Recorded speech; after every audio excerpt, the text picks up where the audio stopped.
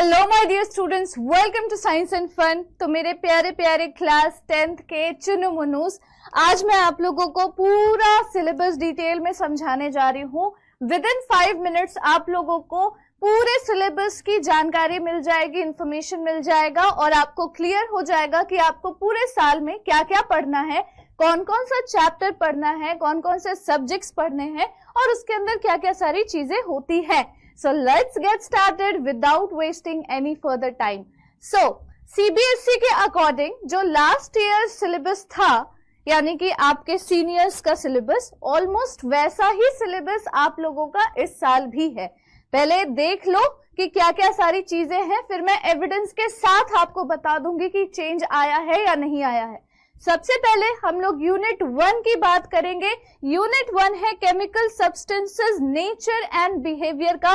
Basically आप लोग इसमें पढ़ने वाले हो केमिस्ट्री, साइंस का एक ब्रांच जिसे केमिस्ट्री कहते हैं, जो डील करता है केमिकल से और उनके बिहेवियर से, वो आप लोग पढ़ोगे यूनिट 1 में, जिसमें चैप्टर्स हैं chemical reactions, acid basis in salts, metals and non metals और कार्बन एंड इट्स कंपाउंड्स, जो कि बहुत ही ज्यादा बड़ा चैप्टर है, डिफिकल्ट है और मोस्ट इंपॉर्टेंट चैप्टर है आपके केमिस्ट्री के अंदर।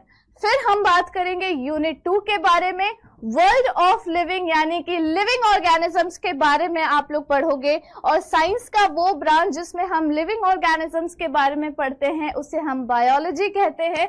तो ये है आपके यूनिट 2 बायोलॉजी का सिलेबस। सबसे पहले आप लोग लाइफ प्रोसेसेस पढ़ने वाले हो, जो कि बायोलॉजी के अंदर सबसे वास्ट चैप्टर है, one of the most important chapter है। फिर आप पढ़ोगे कंट्रोल एंड कोऑर्डिनेशन, प्लांट्स और एनिमल्स दोनों में, जिसमें आप नर्वस सिस्टम के बारे में पढ़ते हो, हार्मोन्स के बारे में पढ़ते हो, प्लांट्स के मूवमेंट के बारे में पढ़ते हो। फिर हम बात करेंगे रिप्रोडक्शन के बारे में। रिप्रोडक्शन में आप प्लांट्स का रिप्रोडक्शन भी पढ़ोगे और एनिमल का भी रिप्रोडक्शन पढ़ोगे। इसके साथ साथ आप कितने मोड्स ऑफ रिप्रोडक्शन होते हैं, एसेक्सुअल मोड ऑफ रिप्रोडक्शन क्या होता है, सेक्सुअल मोड ऑफ रिप्रोडक्शन क्या होता है, ये भी पढ़ोगे। लास्ट चैप्टर है वर्ल्ड ऑफ लिविंग में हेरिडिटी एंड इवोल्यूशन का, जिसमें आप जेनेटिक्स पढ़ते हो कि जेनेटिक्स यानी कि जो क्रोमोसोम्स इन्वॉल्व है, ठीक है, जो क्रोमोसोम्स इन्वॉल्व है वो किस तरीके से एक्सप्रेस करते हैं अगली जनरेशन में। ये जब मैं आप लोगों को पढ़ाऊंगी तो आप लोगों को अच्छे तरीके से समझ में आ जाएगा। फिर हम बात करते हैं यूनिट 3 के बारे में, जिसमें है नेचुरल फिनोमेना।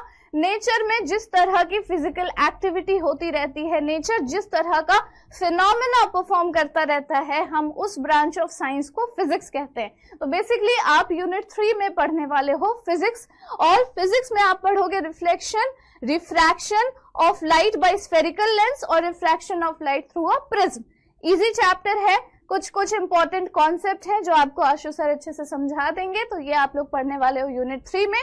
फिर यूनिट 4 भी है आपका फिजिक्स का पोर्शन, जिसमें आप इलेक्ट्रिसिटी पढ़ते हो, मैग्नेटिक इफेक्ट ऑफ करंट आप लोग इस यूनिट में पढ़ने वाले हो। Last but not the least है आपका unit 5, that is natural resources, जिसमें आर एनवायरमेंट का चैप्टर है। हमारे एनवायरमेंट में क्या है इकोसिस्टम, क्या होते हैं वेस्ट, कितने टाइप का वेस्ट होता है, बायोडिग्रेडेबल, नॉन बायोडिग्रेडेबल वेस्ट को क्या कहते हैं, और उनसे जुड़ी हुई कुछ इंपॉर्टेंट टर्मिनोलॉजीज हम लोग पढ़ेंगे यूनिट 5 में। तो दिस वाज द सिलेबस, यही आपको पढ़ना है पूरे साल में, यही आएगा आपके बोर्ड एग्जाम्स में भी। और लास्ट में मैं आपको ये दिखाना चाहती हूँ कि इस साल के सीबीएसई के जब आप मेन वेबसाइट पर जाओगे तो वहां पे आपको साफ साफ दिख जाएगा, मार्च 22 में ये नोटिस रिलीज हुई थी, जिसका 5th पॉइंट ये कहता है कि there will be no change in the curriculum and textbooks for other classes for the academic year 2024-25 commencing from 1 April 2024। यानी अगर किसी बच्चे के पास पिछले साल का बुक भी है तो उसे नया बुक लेने की जरूरत नहीं पड़ेगी, कोई ऐसा खास चेंज आया नहीं है। आपका टेक्स्ट बुक भी वही सेम है और आपका सिलेबस भी वही सेम है।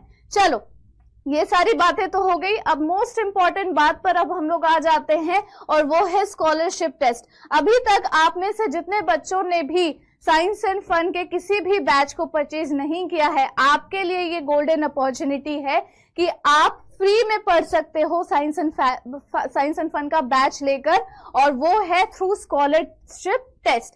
स्कॉलरशिप टेस्ट आप लोगों का जो भी क्लास 10th वाले बच्चे हैं, यानी कि अब वो 11th में जाएंगे, उनका टेस्ट है 14 अप्रैल संडे 7 PM को। तो जो भी बच्चे आपके नोन में हैं, जिनके बारे में आप सोचते हो, जिनके बारे में आप केयर करते हो, उनको बैच लेना था बट किसी वजह से नहीं ले पाए, बहुत अच्छा मौका है 11th वाले बच्चों के लिए। संडे को यानी कि 14 अप्रैल 7 PM टेस्ट होगा, स्कॉलरशिप टेस्ट। अगर कोई बच्चा 1 से 10th रैंक के अंदर स्कोर करता है तो उसे फ्री ऑफ कॉस्ट पढ़ाया जाएगा, उसे सिंगल बैच मिलेगा फ्री ऑफ कॉस्ट। अगर 11 to 20 के बीच रैंक आती है तो 50% ऑफ मिलेगी उसे करंट फीस के हिसाब से, और अगर वो बच्चा सिर्फ और सिर्फ स्कॉलरशिप टेस्ट में पार्टिसिपेट करता है तो उसे 30% ऑफ का कूपन भी मिलेगा। ओके, चलो फाइन।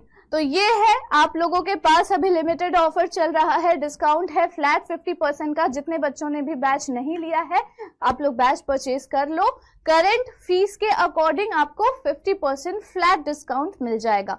लिमिटेड टाइम पीरियड का ऑफर है, कभी भी ये ऑफर खत्म हो सकता है, तो इस चांस को ना गवाएं।